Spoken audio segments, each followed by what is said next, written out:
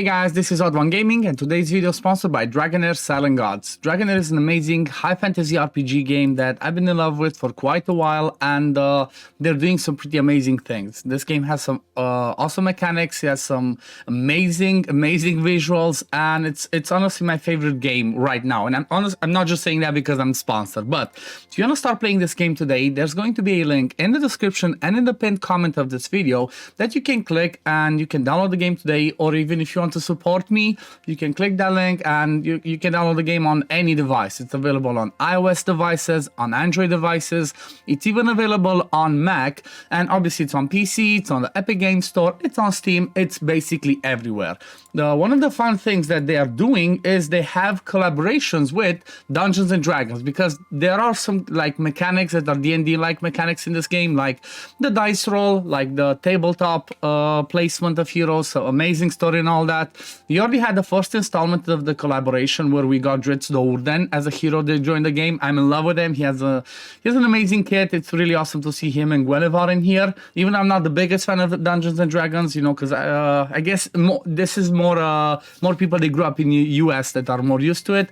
But they have a second part going on right now where they're introducing Elminster Omar to the game. Okay, so there are some key features in here. You can do summons in order to get sage chess pieces in order to get him. Plus, you can get extra copies of him. At the same time, they do have a storyline where, you know, I'm not gonna spoil it, but basically you go through a story and then you're gonna find the end boss, which is gonna be Samaster. I already have some videos on that if you wanna check on my channel. And then we have the last part, which is the magic trial. These are the ones that are quite fun.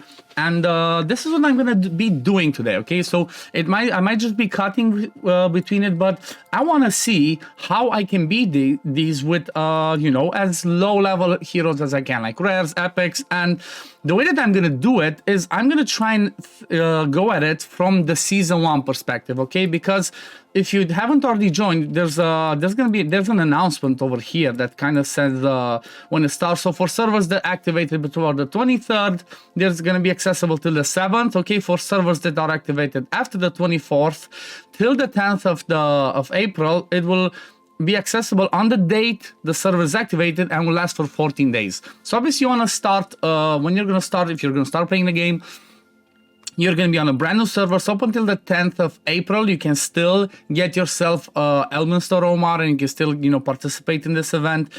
And basically, if you're going to start with a new account, these tips are going to be helpful for you, because you know what, everybody should get him. Elminster has a pretty amazing kit. You know, he's really good. He's an amazing support.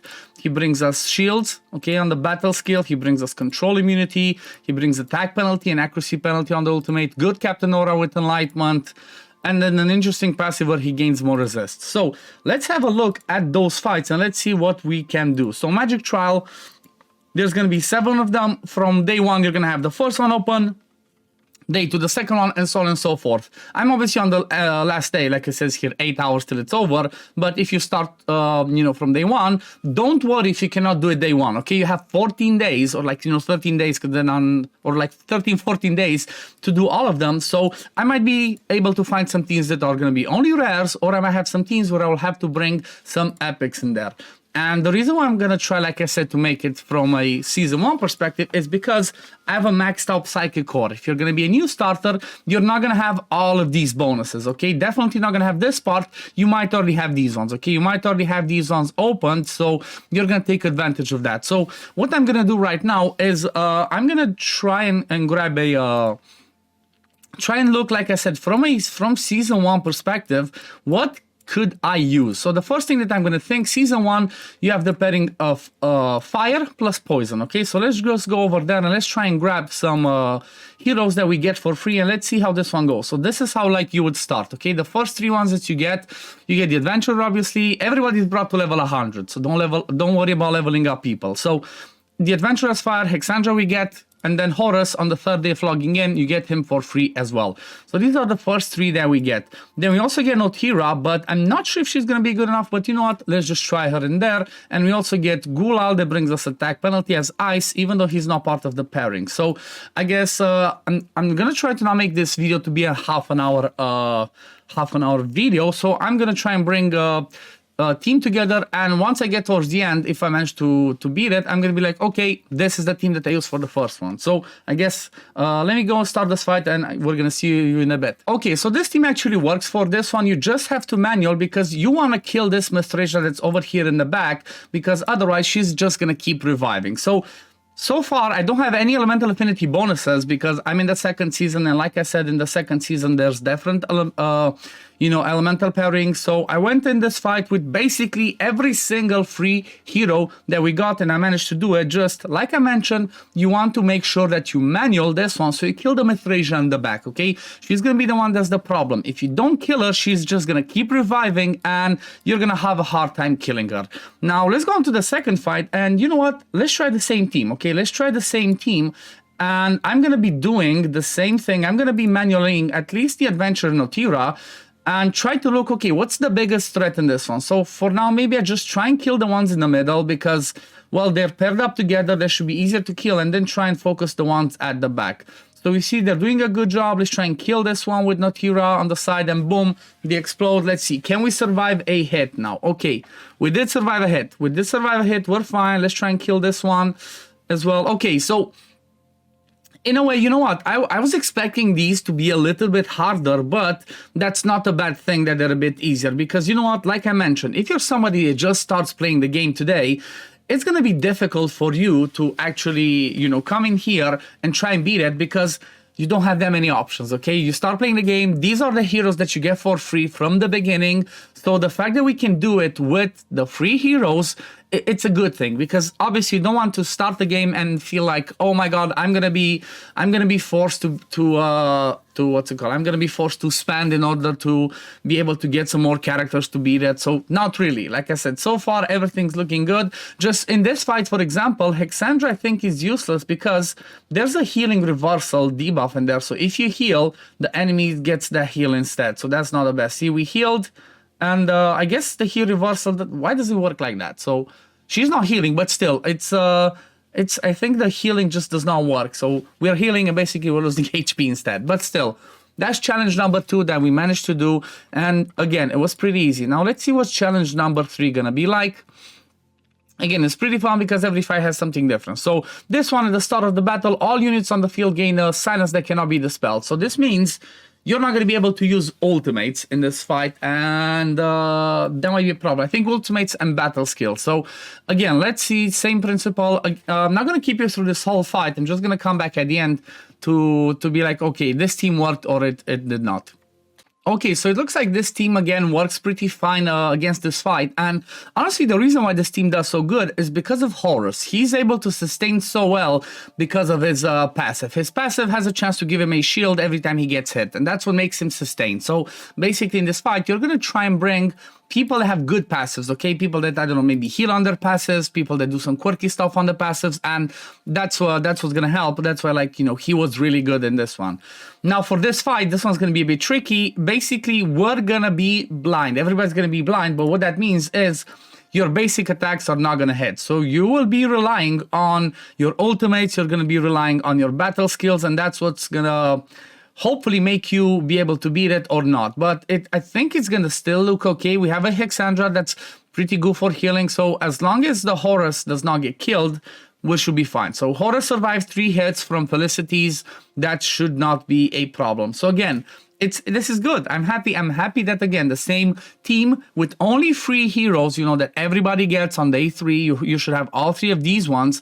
You're able to beat, to do this fight and actually beat them. The fun thing about this one is also the fact that I'm not getting any bonus because, like I said, I'm in season 2. I'm not getting absolutely no extra attack, extra defense. But if you're doing this in season 1, because you have 3 people, actually 4, of the same elemental pairing, which is fire plus poison, they're going to get a bit of extra attack, HP, defense. It's whatever you upgraded in your psychic core.